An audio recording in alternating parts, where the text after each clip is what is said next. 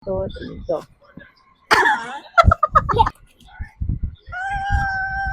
Mga mi, these are cookies from Drip and Bites, mga sister. Nang crack, mga mi, kasi siguro dahil na rin sa shipping.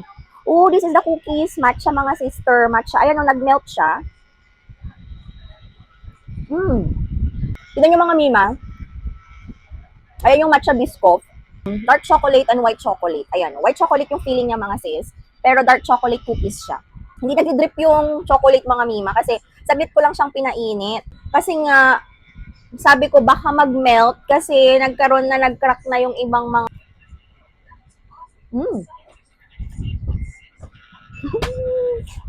Ang sarap, mga mi. Panalo ito pala, panalo. Kaya pala ang daming bumibili nito, mga mi, kaya pala trending siya. Ang sarap, mga sis. Chocolate na ginamit nila. Panalo, mga mi. Nag-melt pa siya lalo, mag-drip pa talaga siya. Try natin ma-achieve yan bukas.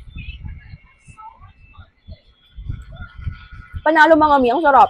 Nagustuhan ko din tong matcha biscoff nila, mga sis, ha. Pwede palang mag-partner ang biscoff at matcha. Kung gusto niyo itong drip cookies, mga sister, murang-mura lang ito, mga mi. Nasa 50 pesos nga lang ata yung isa nito, mga sis. I-check nyo dun sa yellow basket ko, mga mi. May mga iba-ibang flavors sila. And Bites cookies, mga sis. Check my yellow basket at mag-check out na rin kayo. Bye!